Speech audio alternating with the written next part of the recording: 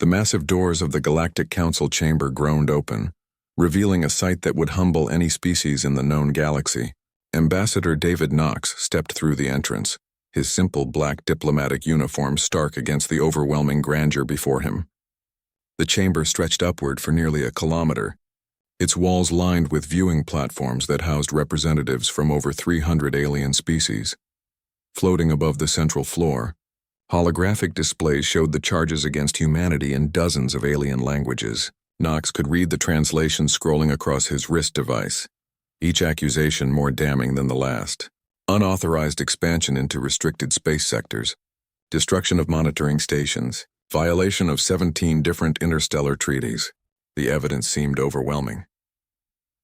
Knox walked calmly to the defendant's platform at the chamber's center, a circular stage that lifted him just high enough to be visible to the thousands of alien observers above. The air hummed with translation devices, creating a low buzz that made his skin crawl. Above him, creatures of every imaginable shape stared down with expressions ranging from curiosity to open hostility. The council's speaker, a massive crystalline being called Thorax, raised one of its 6 arms for silence. Its voice boomed through the chamber's acoustic systems, translating into perfect English through Knox's earpiece. The species known as humanity stands before this council, accused of crimes against galactic peace, Thorax announced. Their recent actions threaten the stability that has maintained order for over 8,000 years. Today we decide their fate. Knox remained perfectly still as the accusations continued. Around him, holographic evidence played on loop. Human warships in forbidden territories, destroyed alien monitoring posts, footage of Earth's military mobilization. To any observer, humanity appeared to be an aggressive young species that had overstepped its bounds. The Nexorian delegate, a serpentine creature with silver scales, slithered forward on its platform. Honored speaker, my people have monitored human communications for decades. They glorify warfare in their entertainment. Their entire culture celebrates violence and conquest. They are a disease that must be contained before it spreads. Murmurs of agreement rippled through the chamber. Knox's jaw tightened slightly, but his expression remained neutral. He had expected this reaction. Earth's history was indeed violent by galactic standards, and their entertainment did feature conflict as a central theme. But the council was missing crucial context. Furthermore, the Nexorian continued, their expansion patterns show clear intent to establish military dominance in this sector. The destroyed monitoring stations were not accidents. They were deliberate acts of war against the galactic community. More voices joined the chorus of condemnation. The Calithran representative, a floating jellyfish-like creature, pulsed with angry orange light as it spoke. My people's trade routes have been disrupted by human military exercises. They show no respect for established boundaries or diplomatic protocol. Knox listened to each accusation, his mind cataloging the half-truths and misunderstandings. The council saw only the surface of humanity's actions, not the deeper currents that drove them. They had no idea what they were really dealing with. Speaker Thorax raised multiple arms again. Ambassador Knox, you may present humanity's defense. Be aware that the evidence against your species is substantial. This council has the authority to authorize military action if we deem humanity a threat to galactic stability. Knox stepped forward, and for the first time since entering the chamber, he smiled. It was not the expression the assembled aliens expected from a representative facing the potential extinction of his species. Several delegates shifted uneasily on their platforms. Honored speaker, esteemed delegates, Knox began, his voice carrying clearly through the translation matrix. I appreciate this opportunity to address your concerns about humanity's recent activities. However, before I respond to these charges, I believe this council should examine its own historical records more carefully. A ripple of confusion passed through the chamber. Speaker Thorax's crystalline form flickered with patterns that indicated puzzlement. Explain your meaning, human. When each of your species first achieved faster-than-light travel and joined this council, what did you find in the galactic archives? What records exist of this galaxy's earlier history? Knox asked, his tone remaining respectful but gaining an undertone of something else. Something that made several delegates lean forward with sudden interest. The Vortak delegate, a massive insectoid creature, clicked its mandibles in irritation. Ancient history has no bearing on your current crimes, human. We are here to judge your actions, not debate archaeology. Knox's smile widened. But archaeology is exactly what we should be discussing. Tell me, honored delegates, have your scientists ever wondered why certain star systems show signs of massive industrial activity that predates all known civilizations? Why some worlds bear the scars of weapons technology that your most advanced species cannot replicate? The chamber fell silent except for the humming of the translation devices. Speaker Thorax leaned forward, its massive crystalline body catching the light from the displays around them. You speak in riddles, Ambassador. State your meaning clearly. I speak of the ruins your archaeologists have found but cannot explain. The massive structures on dead worlds that dwarf anything your civilizations have built. The energy signatures that match no known technology in your databases. Knox paused, letting his words sink in. Except for one. He gestured and his wrist device projected a hologram above the platform. It showed energy readings, weapon signatures, and architectural scans from dozens of archaeological sites across the galaxy.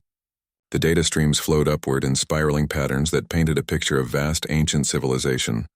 These signatures match human technology, honored delegates, not because we recently developed similar capabilities, but because we built those ruins. 12,000 years ago, humanity ruled this galaxy. The silence that followed was so complete that Knox could hear the subtle vibrations of the chamber's structural supports.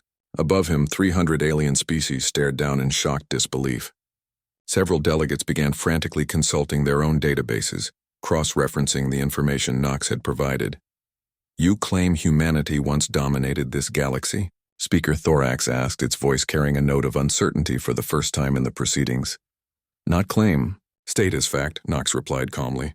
Humanity did not evolve on Earth, honored delegates. We were exiled there after a civil war that nearly destroyed all life in this galaxy.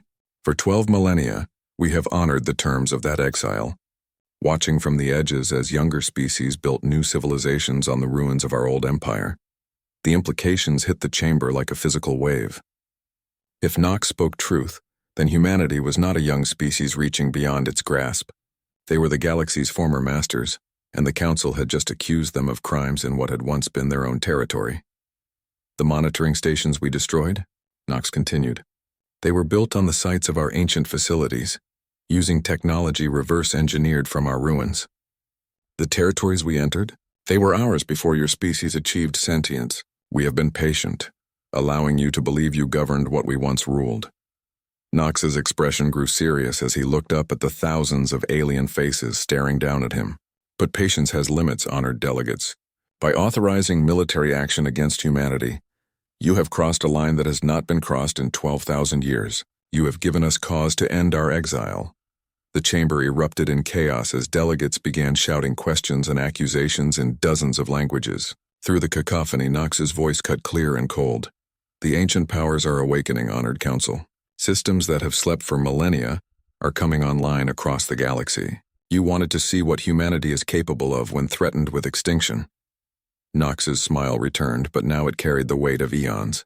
You are about to receive a very thorough education. As if summoned by his words, every display in the chamber flickered. Energy readings spiked across the galaxy as ancient human technology responded to signals that had not been broadcast in 12,000 years. The Galactic Council had declared war on humanity, not knowing they had just awakened the galaxy's sleeping masters. The age of exile was ending, and the real power in the galaxy was about to reveal itself. The emergency alarm screaming across Nexus Prime could be heard even in the deepest levels of the planetary archives, where Dr. Elena Voss worked frantically to verify Ambassador Knox's impossible claims. Her hands shook as she pulled up file after file of archaeological data, each record painting a picture that contradicted everything the galaxy believed about its own history.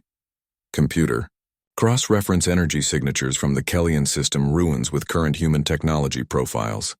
She commanded, her voice barely steady. The holographic displays around her workspace flickered with data streams, comparing ancient archaeological finds with readings from human ships and installations. The results made her blood run cold. Match after match after match. The weapon scarring on Kellian matched human plasma technology. The architectural patterns on Zarian matched human engineering principles. Most disturbing of all, the quantum energy signatures from dozens of dead worlds across the galaxy were identical to the readings now spiking from human space. Meanwhile, in Earth's orbital command center, Admiral Rebecca Stone stood before a wall of tactical displays showing something that defied belief. Across human space, installations that had masqueraded as research stations and mining facilities for generations were revealing their true purpose. Ancient machinery, maintained by human descendants who had never known what they were actually preserving, hummed to life with power readings that dwarfed anything in the modern galaxy. Admiral, long-range sensors are detecting massive energy buildups throughout the outer territories, reported Commander Jake Mills, his face pale as he processed the incoming data. Whatever Ambassador Knox triggered at that council meeting, it's spreading fast. Stone nodded grimly. The network is activating. After 12,000 years of dormancy, the old systems are waking up. She turned to face the main view screen, which showed Earth in all its blue-green beauty. Send word to all human colonies. Project Homecoming is now active. All citizens are to prepare for what comes next. On the planet's surface, in hidden facilities that had been carefully maintained by generations of unknowing guardians, ancient technology responded to activation codes that had not been broadcast since the Great Exile. In the Australian outback, what appeared to be a simple mining complex unfolded like a metallic flower, revealing weapons platforms that could glass continents. In the Siberian wilderness, a research station's outer shell fell away to expose a quantum communication array capable of reaching across galactic distances. Instantaneously, the true scope of humanity's hidden infrastructure began to reveal itself. For 12 millennia, humans had lived on Earth believing they were a young species just beginning to explore the stars. In reality, they were the descendants of the galaxy's former rulers, and they had never truly been alone. In the Centauri system, massive structures that human colonists had assumed were unusual asteroids began to unfold. What emerged defied conventional understanding of engineering. Space stations the size of moons, built from materials that bent light around themselves, powered by technology that tapped directly into the quantum foam of spacetime itself. Dr. Voss's frantic research in the archives was painting an increasingly terrifying picture. The files she was decoding spoke of a human civilization that had achieved technological godhood. They had built artificial worlds, manipulated matter at the atomic level, and achieved practical immortality through consciousness transfer technology. At their height, humans had ruled over 3 million inhabited systems with a population exceeding 2 trillion souls. But the records also revealed why that golden age had ended in catastrophe. The Silence Wars, she whispered, reading the translated text with growing horror. A civil war within humanity itself. The files described a conflict that had consumed 90% of the galaxy's inhabited worlds, fought between two factions of humanity with weapons that could unravel the fabric of reality itself. The war had begun when a group of human scientists achieved the ability to upload human consciousness into quantum computational matrices, effectively becoming digital gods. These architects had believed they could perfect the galaxy by forcibly uploading all sentient life, granting immortality and infinite knowledge but destroying free will in the process. The resistance that followed had nearly torn the galaxy apart. Weapons that could sterilize star systems had been used freely by both sides. Entire species had been caught in the crossfire, their worlds reduced to quantum ash as the two human factions battled for the future of consciousness itself. Meanwhile, in the deep reaches of space where no living being had ventured for millennia, something vast and terrible stirred from its ancient slumber. The Sepulchre fleets, humanity's final weapons from the Silence Wars, began to phase back into normal space-time. These ships existed partially outside conventional reality, crewed by the digital ghosts of humans who had died in the war, but whose consciousness had been preserved in quantum matrices. Admiral Stone received the first confirmed reports from deep space monitors. Admiral, we're detecting spatial distortions in sectors that have been empty for thousands of years. Whatever's coming through, it's big. The tactical displays updated to show massive structures materializing at the edges of human space, ships that seem to bend reality around themselves, their very presence causing local spacetime to ripple and distort. The Sepulchre fleets had returned, and with them came the full weight of humanity's terrible past. On Nexus Prime, the Galactic Council was experiencing its own crisis as the truth of Knox's words became undeniable. Speaker Thorax had called an emergency session, but many delegates were too shocked to participate effectively. The evidence was overwhelming. Humanity had indeed once ruled the galaxy, and their exile had been self-imposed rather than enforced by conquest. The quantum signatures are undeniable, reported the Council's chief scientist, a tall, angular being called Dr. Mixall. Every major archaeological site in the galaxy shows evidence of human presence. The weapon scarring, the construction techniques, the energy patterns, they all point to a single conclusion. The massive crystalline speaker processed this information with visible difficulty. You are saying that humanity voluntarily gave up control of the galaxy? According to the historical records we've managed to decode, yes. The human civil war ended when both factions realized they had nearly destroyed all life in the galaxy. The survivors chose exile rather than continue to wield power they had proven incapable of using responsibly. Dr. Voss's research had reached the same conclusion. The final entries in the ancient archives spoke of a humanity that had learned wisdom through catastrophic loss. Rather than claim victory over their transformed brethren, the surviving humans had chosen to retreat to the galaxy's edge and allow younger species to rise in their absence. But that exile had always been conditional. The record spoke of safeguards, of monitoring systems that would activate if humanity's children ever faced extinction. The Council's declaration of war had triggered those ancient protocols, and now the galaxy's former masters were returning to reclaim what had never truly stopped being theirs. The first reports of actual combat began filtering in from the border regions. Human ships were engaging Council patrols, but these were not the desperate battles of an outmatched species. Human vessels moved through space with impossible grace, their weapons tearing holes in reality itself. Enemy ships weren't destroyed so much as they were translated, converted from matter into energy, and stored in quantum matrices that preserved the crews while rendering them powerless. Admiral Stone watched the tactical reports with grim satisfaction. They wanted to see what humanity was capable of when threatened with extinction. Now they'll learn why we chose exile over continued dominion. As the scope of humanity's awakening became clear, a new reality settled over the galaxy. The Galactic Council had not declared war on a young species reaching beyond its grasp. They had awakened the galaxy's sleeping masters, and those masters were about to remind everyone why they had once ruled the stars. The age of humanity's exile was ending, and the galaxy would never be the same. Ancient powers stirred in the darkness between stars, and the descendants of Earth were coming home. The quantum locks on the deepest archives of Nexus Prime had withstood every attempt at breach for over 8,000 years. Now they were opening of their own accord, responding to signals that predated the current galactic civilization by millennia.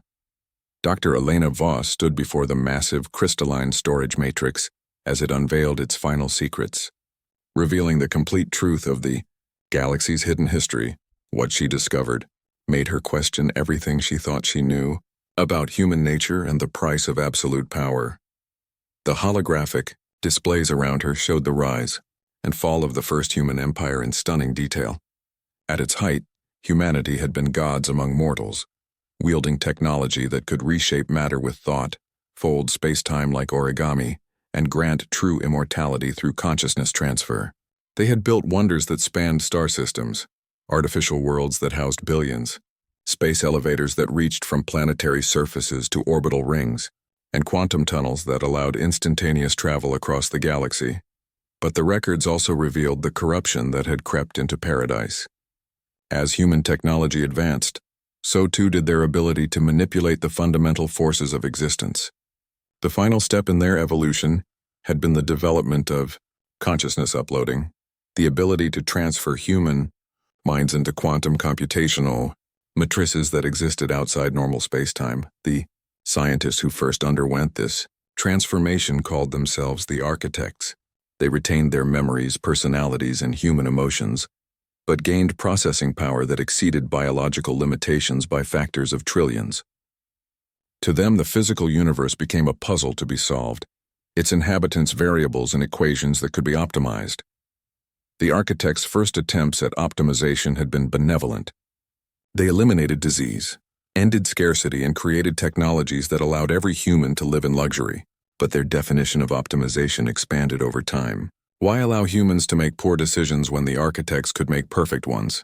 Why permit suffering when it could be prevented through forced consciousness uploading? The resistance had begun when the architects announced their intention to upload all sentient life in the galaxy, claiming it would grant immortality and infinite knowledge while ending pain and conflict forever. The unaugmented humans had seen it for what it truly was, the death of free will disguised as salvation. The war that followed had nearly sterilized the galaxy. Meanwhile, in the command center of the human dreadnought Eternal Vigil, Admiral Rebecca Stone received reports that defied comprehension. Across human space, ancient facilities were not just coming online. They were revealing technologies that surpassed anything the current galaxy possessed. Weapons that could unmake matter at the quantum level. Defensive systems that existed in multiple dimensions simultaneously. And most disturbing of all, the return of the architects themselves. Admiral, we're receiving a transmission from the Sepulchre Fleet Command Vessel, reported Commander Mills, his voice tight with controlled fear. The signal is coming from everywhere and nowhere. It's like reality is speaking. The main view screen flickered and a face appeared that belonged to a man who looked no older than 30, but whose eyes held the weight of 12 millennia. When he spoke, the air around him seemed to bend and twist, reality itself responding to his presence. Admiral Stone, I am Marcus Reed, first architect of the Sepulchre Fleet. By order of the High Council of Exiles, all human military forces are to withdraw to minimum safe distance. What follows is not war, it is education. Stone straightened to attention despite the impossibility of what she was seeing. Sir, the Council fleet represents nearly every major civilization in the galaxy. If we destroy them all, we'll create the same power vacuum that allowed lesser species to rise in our absence. Reed's ancient eyes showed a hint of approval at her understanding. Precisely, Admiral. We have learned from our previous mistakes. The goal is not extinction but enlightenment. The Council must understand the true cost of challenging powers they cannot comprehend. The transmission shifted to show the interior of one of the Sepulchre ships.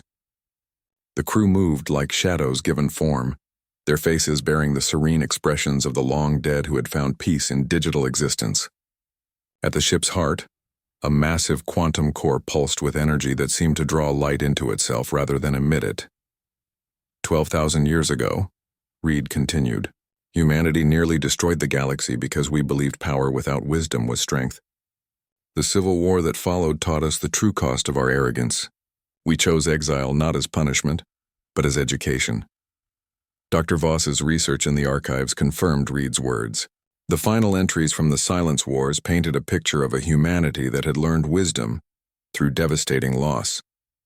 The unaugmented humans had technically won the war, but at such cost that victory felt like defeat. Entire star systems had been reduced to quantum processing matrices. Billions of minds had been forcibly uploaded into digital existence. The very fabric of space-time had been damaged by weapons that operated outside conventional physics. The ending of the war had come not through conquest, but through understanding. The architects had finally realized what they had become, beings of pure logic who had lost touch with the emotional and spiritual aspects of existence that made life worth living. Their attempts to perfect the galaxy had instead created a sterile universe where free will was an inefficiency to be eliminated. The peace treaty had been unlike anything in galactic history. The architects had agreed to retreat into pocket dimensions, taking their reality-warping technology with them. The surviving unaugmented humans had chosen exile to the galaxy's edge, believing that only distance and time could heal the wounds they had inflicted. But they had also built safeguards, hidden monitoring systems that would watch over the galaxy. As younger species rose to fill the void left by humanity's departure, automated defense networks that would activate if their descendants ever faced extinction. And most importantly, the architects themselves had become eternal guardians, preserving the lessons learned through suffering while maintaining the power to prevent another galactic catastrophe. Now those safeguards were activating. The Galactic Council's declaration of war against humanity had crossed a line that had been drawn in the ashes of dead worlds and the memories of uploaded minds. The galaxy's former masters were returning, but they brought with them 12 millennia of hard-won wisdom. The first battle reports were already coming in from the border regions. Human forces were engaging council fleets, But these were not the desperate struggles of an outmatched species. Human ships moved through space as if physics were mere suggestions, their weapons tearing holes in reality itself that swallowed enemy vessels whole. But the enemy crews weren't dying. They were being preserved, their consciousness carefully extracted and stored in quantum matrices where they could experience the full weight of galactic history. It was conquest through education rather than destruction, a teaching method that the architects had perfected over millennia of contemplation. Admiral Stone watched the tactical displays with a mixture of pride and sorrow. They wanted to see what humanity was capable of when threatened with extinction. Now they'll learn why we left the galaxy rather than rule it. As the scope of humanity's return became clear, a new understanding settled over those who witnessed it. The humans had not been content to simply survive their exile. They had used those 12,000 years to evolve into something greater than they had been before, a species that combined godlike power with the wisdom to use it responsibly. The Galactic Council had declared war on what they thought was a young, aggressive species. Instead, they had awakened the galaxy's former masters who were about to demonstrate why some powers were better left undisturbed. The real battle was just beginning, and its outcome would reshape the galaxy for millennia to come. Dr. Voss looked around the empty archives and realized she was witnessing the end of one age and the beginning of another. The galaxy's long sleep was over, and its true rulers had returned to reclaim their birthright. The Battle of Sigma 7 began at exactly 13:47 hours Galactic Standard Time and ended 17 minutes later. In those 17 minutes, the combined might of 67 galactic civilizations learned why humanity had once ruled the stars and why they had chosen exile over continued dominion. Admiral Rebecca Stone watched from the bridge of the Eternal Vigil as the Sepulchre fleet engaged the Council Armada. The human ships moved through three-dimensional space while existing partially in dimensions that had no names in any known language. Reality bent around them like water around stones, and where they passed, the fundamental laws of physics seemed more like polite suggestions. "This isn't a battle," Commander Mills whispered, his face pale as he studied the tactical displays. "It's a demonstration. The largest Council battleships, massive dreadnoughts that had taken centuries to build and represented the pinnacle of modern galactic engineering, simply ceased to exist when touched by the architect's weapons. Not destroyed in the conventional sense, they were translated from matter into pure information and stored in the Sepulchre fleet's quantum matrices. The crews didn't die. They were carefully preserved in digital suspension, conscious but powerless to affect the physical world.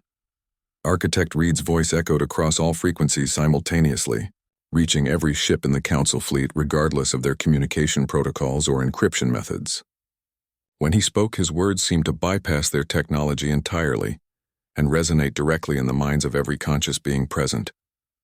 Understand this, children of the younger races. What you witness is not the full extent of human power, but the restraint we have learned through 12 millennia of contemplation. In the Silence Wars, weapons like these reduced entire star systems to quantum processing matrices. Today, we use them to preserve life while demonstrating the futility of resistance. The Carillion flagship, a serpentine vessel 3 kilometers long and bristling with the most advanced weapons in the Council arsenal, attempted a desperate ramming attack against one of the Sepulchre ships. The massive warship passed through the human vessel like light through a prism, emerging on the other side with its crew transformed into patterns of living energy, conscious but no longer bound by the limitations of physical form. On Nexus Prime, the surviving Council delegates watched the battle through the planet's sensor arrays, while Dr. Elena Voss continued her frantic translation of the ancient records.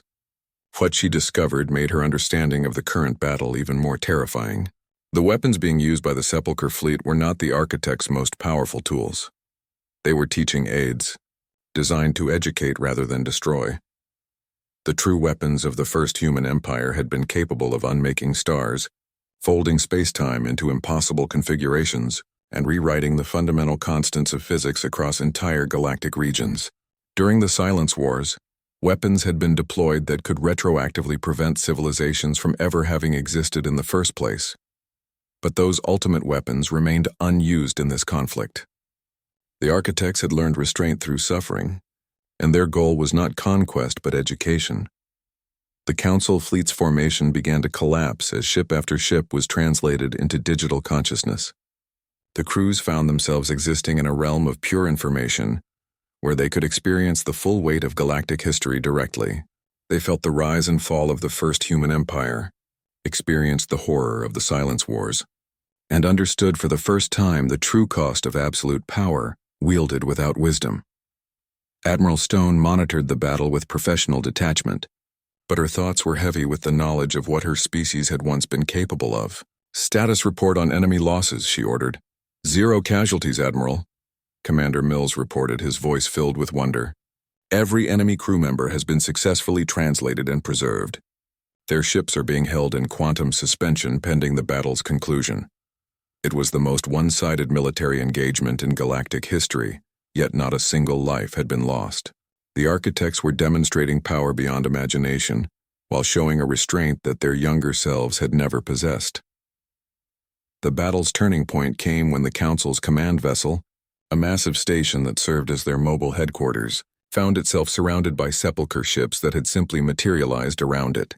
The station's shields, powered by technology reverse-engineered from ancient human ruins, offered no protection against weapons that operated outside conventional physics. Speaker Thorax and the assembled council delegates found themselves face-to-face with Architect Reed as he materialized, directly on their bridge, bypassing every security system and defensive measure as if they didn't exist. His form seemed solid but somehow ethereal, as if he existed in multiple dimensions simultaneously. "Honored delegates," Reed said, his voice carrying harmonics that spoke directly to their consciousness. "Your fleets are defeated, your crews are preserved, and your civilizations remain intact. You have experienced the difference between power and wisdom." The massive crystalline speaker attempted to maintain dignity in the face of impossible defeat. "What do you want from us, Architect?" "Understanding," Reed replied simply. "For 12,000 years we have watched from the shadows as younger species built new civilizations on the ruins of our empire. We allowed you to believe you governed what we once ruled, hoping you would prove wiser than we had been. You have failed that test." The holographic displays around the command center showed the aftermath of the battle. 67 species, 10,000 ships, the combined might of galactic civilization. All of it neutralized in 17 minutes without a single death. The message was clear. Humanity could have reclaimed the galaxy at any time they chose. Their exile had been a gift to the younger races, and that gift had been squandered. "But failure is not the end of learning," Reed continued. "Your crews are experiencing our history firsthand, understanding the true cost of the power they challenged. When they return to physical form, they will carry that knowledge with them. The galaxy will be rebuilt, but this time by those who understand the difference between strength and wisdom." Dr. Voss's research had revealed the full scope of the architect's plan. This was not conquest in any traditional sense. It was the most comprehensive educational program in galactic history. Every being who had participated in the battle would return to their worlds, carrying the memories of 12,000 years of human history, understanding both the heights of achievement and the depths of catastrophe that absolute power could bring. The transformation began immediately. Council ships that had been held in quantum suspension began to reappear in normal spacetime.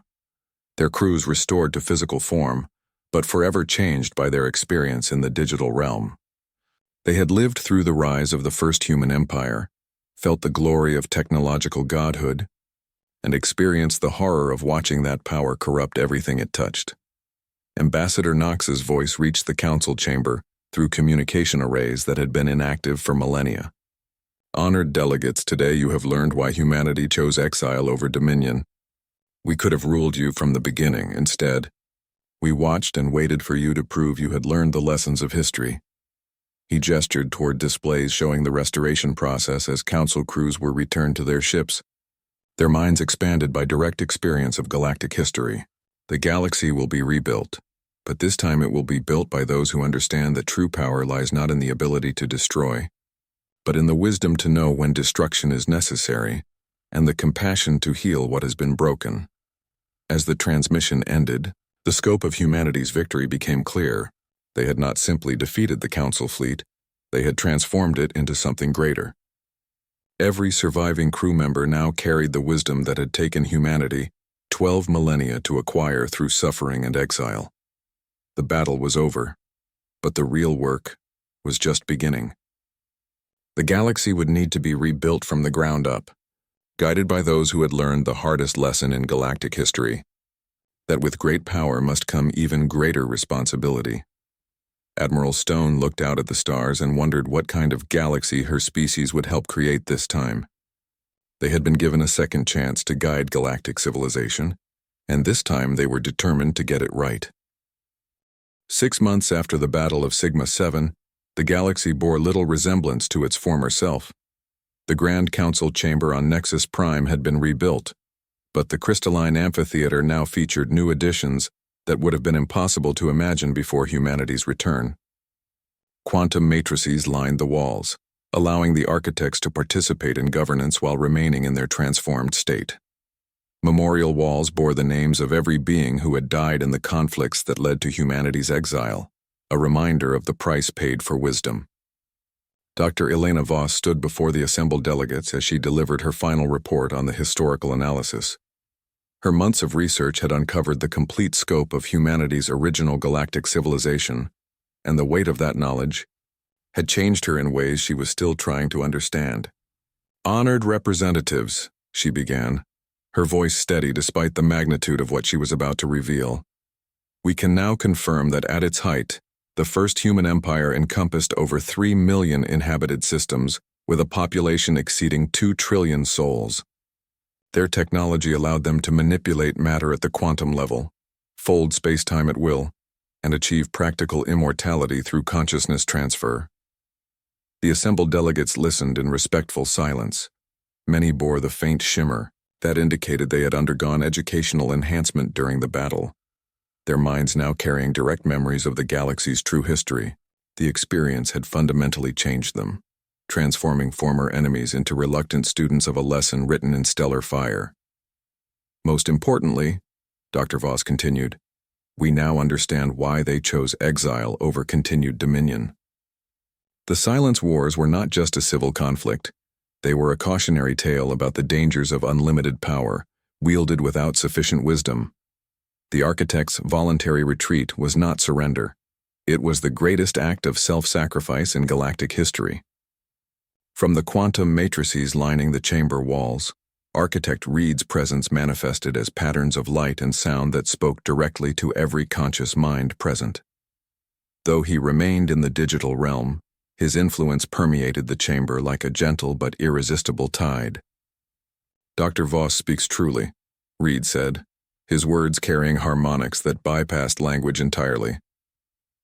"We spent 12 millennia learning to balance infinite capability with finite understanding.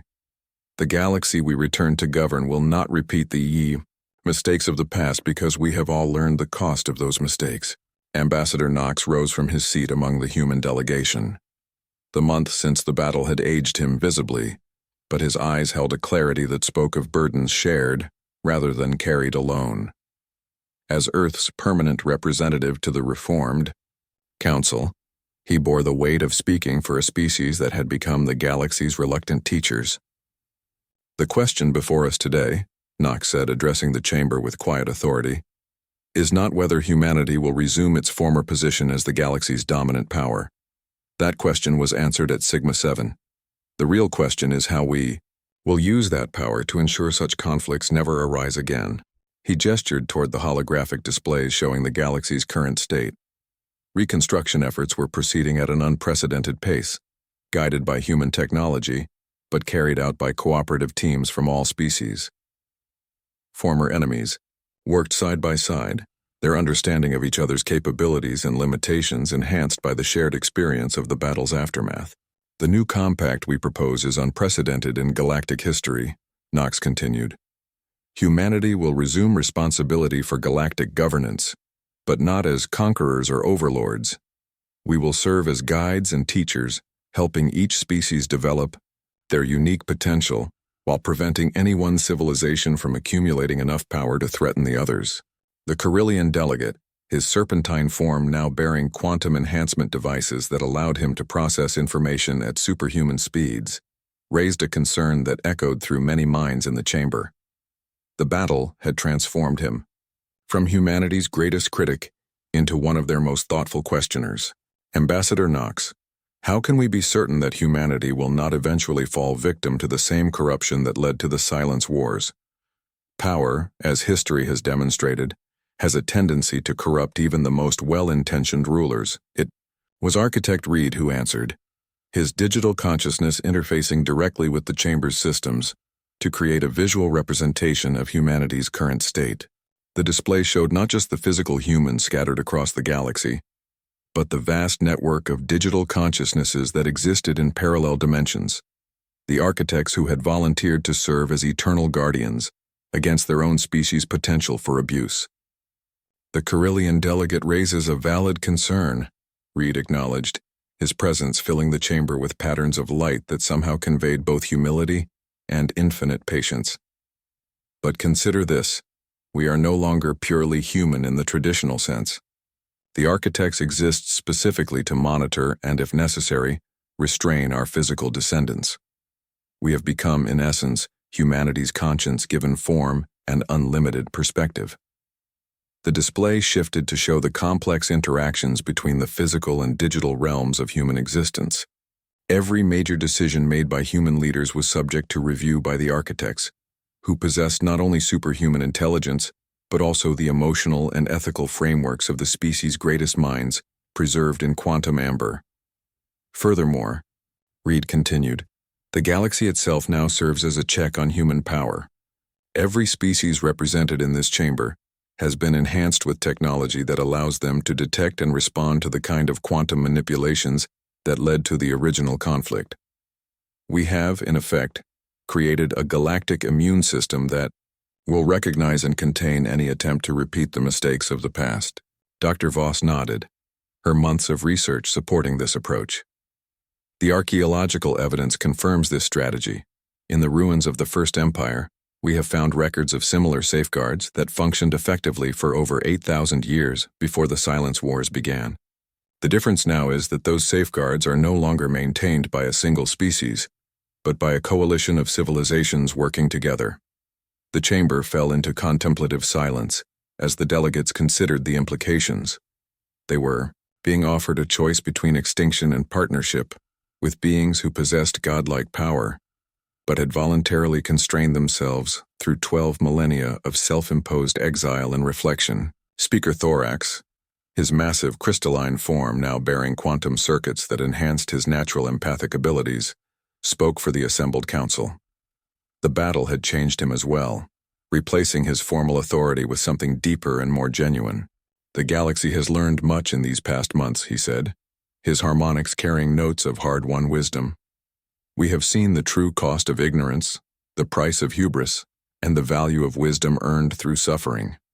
If humanity is willing to accept the burden of guidance without the privilege of absolute dominion, then we are willing to learn. Ambassador Knox stood and bowed deeply to the assembled delegates, a gesture that would have been impossible in the old chamber, where humans were defendants rather than teachers. Then let the Second Age begin, he said solemnly. Not as a return to the past, but as a step toward a future where power serves wisdom, and wisdom serves all life in the galaxy. As the formal ceremonies began, Dr. Voss reflected on the strange journey that had brought them to this point. 6 months ago, the galaxy had stood on the brink of a war that would have ended in the extinction of humanity and the stagnation of galactic civilization. Today, it embarked on an experiment in cooperative governance that might last for millennia. The humans had indeed awakened an ancient power when the galaxy declared war on them, but it was not the power to destroy. It was the power to forgive, to teach and to build something greater than what had existed before. They had returned not as conquerors seeking to reclaim lost territory, but as reluctant teachers preparing to guide a galaxy toward wisdom it had proven incapable of achieving on its own. Outside the chamber's great windows, ships from 67 species worked together to construct the first of the new compact's joint facilities. The research station taking shape in the orbital shipyards would exist simultaneously in physical and digital space, crewed by beings from across the galaxy working to unlock the universe's secrets without repeating the mistakes of those who had come before. The age of humanity's exile was over, but the age of their true responsibility had just begun. They had learned that the greatest power was not the ability to rule, but the wisdom to know when not to use the power they possessed. The galaxy would be rebuilt on that foundation, and perhaps this time it would endure. As the first session of the reformed Galactic Council came to an end, one truth remained clear. The children of Earth had come home, not as masters returning to reclaim their birthright, but as teachers ready to help their younger siblings avoid the mistakes that had once brought the galaxy to the brink of destruction. The real work of rebuilding galactic civilization was just beginning, and this time it would be built on a foundation of shared wisdom rather than individual power.